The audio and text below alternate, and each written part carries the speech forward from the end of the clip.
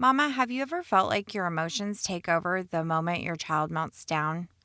You try to push them away, ignore them, pray them away, stay busy enough not to think about them, but somehow they keep showing up anyways. In today's episode, we're talking about what it means to allow your emotions instead of resisting them. Because emotional regulation isn't about never feeling frustrated, anxious, sad, or overwhelmed. It's about learning how to be with those emotions without letting them run the show. And if summer has felt harder than expected, this episode is for you. Mama, are you tired of meltdowns stealing the peace in your home? Welcome to Parenting Beyond Meltdowns. I'm Amanda, a Christian life coach and a mom of a strong-willed neurospicy teen. If you've tried everything from consequences, parenting books, crying out to the Father, and still feel like you're failing, you're not alone.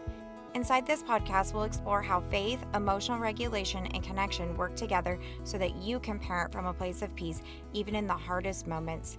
You don't have to hold it all together here. This is a safe space to lay it all down. Welcome. For years, I thought I had an anger problem.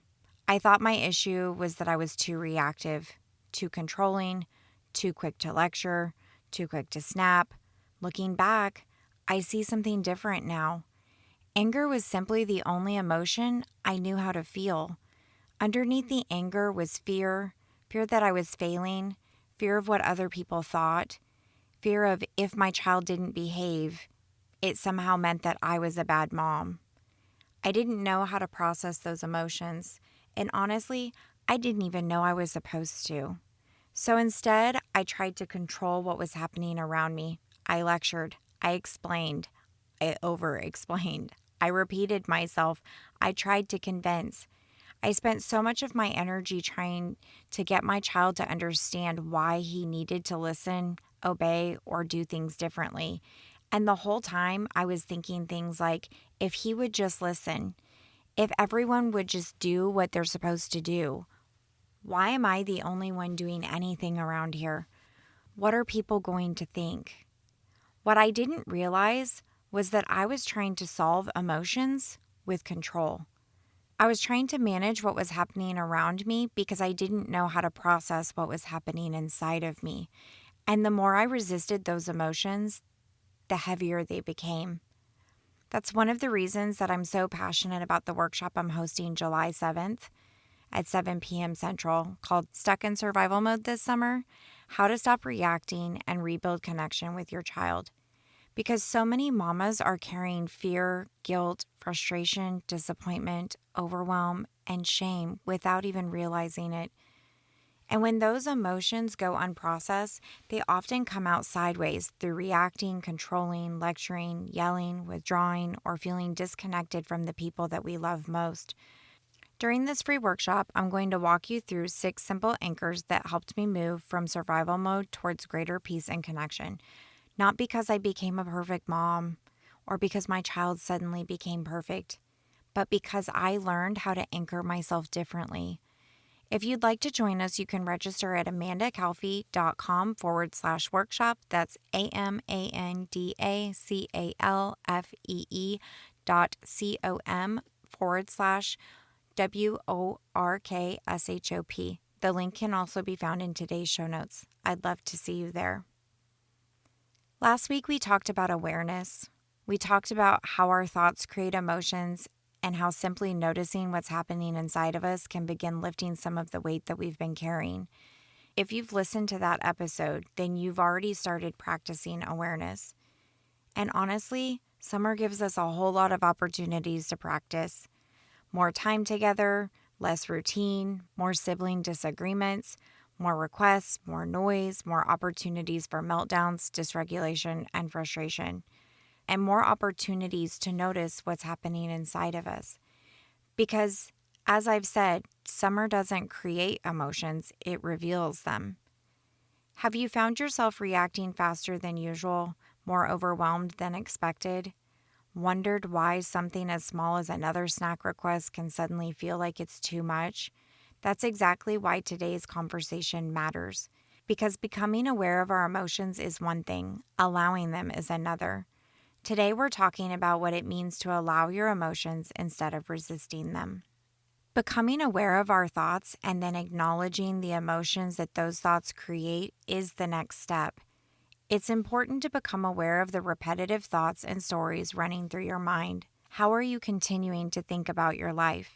How are you thinking about your child? How are you thinking about your relationship with your child? And how are those thoughts affecting your emotions? When we're unaware of our inner dialogue, shame, guilt, frustration, resentment, and anger can seem to come out of nowhere. And that's why being able to pause and ask, what am I feeling right now? And what thought is creating this feeling is such an important skill. Writing those thoughts down and externalizing them moves them from being stored inside of us to being seen on paper.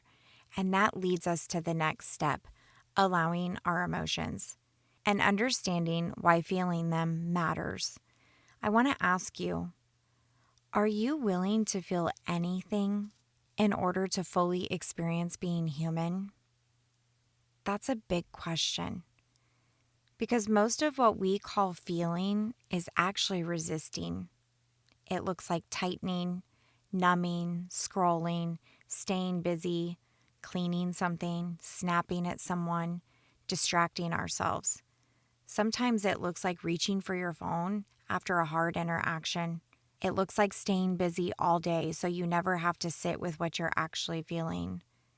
Sometimes it looks like telling yourself, I don't have time for this right now. Whether your summer is packed full or moves at a slower pace, it has a way of exposing the places that we've been pushing emotions aside. Most of us have never actually been taught how to feel our emotions. We've only been taught how to avoid them. But when you intentionally feel and process an emotion, it moves through you. When you resist it, it stays. If you're continually experiencing the same emotions over and over, I dare to suggest that maybe they haven't been being fully felt. So let me ask you, are you willing to feel anxiety all the way through? Sadness? Disappointment? Fear? Are you willing to sit with those emotions instead of running from them? Because emotions don't leave when we resist them. They leave when we allow them. When we disconnect from our emotions without processing them, they stay stored in our bodies. And eventually, that disconnect begins showing up in our relationships. When we're unwilling to be fully present with ourselves, it's difficult to be fully present with others. So let me ask you, are you feeling disconnected from your child? Maybe your child is trying to tell you about a fort they built, asking you to come outside. They're trying to connect. But I ask, is your mind still replaying the argument from an hour ago or yesterday? Or maybe you're already worrying about tomorrow. It's hard to be present with someone else when we're disconnected from ourselves. Our emotions are one of the ways that energy moves through us. That's why it's so important to reconnect with our bodies and to ask, what am I feeling? The reason we have the capacity to feel deep love is because we also have the capacity to feel deep sadness. The reason joy feels so beautiful is because we've experienced disappointment. The contrast is what makes life rich. The goal is not to be happy all of the time. The goal is being willing to experience the full range of human emotions. Life is 50% good and 50% bad. And we make that 50-50 life so much harder when we tell ourselves that we shouldn't feel negative emotions. And then we start feeling bad for feeling bad. We feel frustrated because the kids have been arguing all day. And then we feel guilty for being frustrated. And then we feel discouraged because we felt guilty. And then we feel ashamed because we were discouraged. Before long, we're carrying 4 emotions instead of 1. We can feel the original emotion once and process it. Or we can supersize it and we can feel it over and over and over again. Personally, I think it sounds a lot better to just do it one time. Learning to sit with an emotion, to breathe through it, to notice it, to describe it, to stop judging yourself for having it. That is what opens up our lives. This skill takes practice. Most of us were never taught how to do it, which means it's okay if it feels awkward at first. It's okay if it feels uncomfortable. That's part of learning.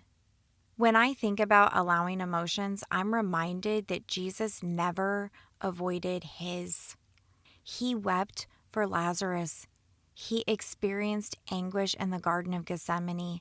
He felt sorrow, grief, heartbreak.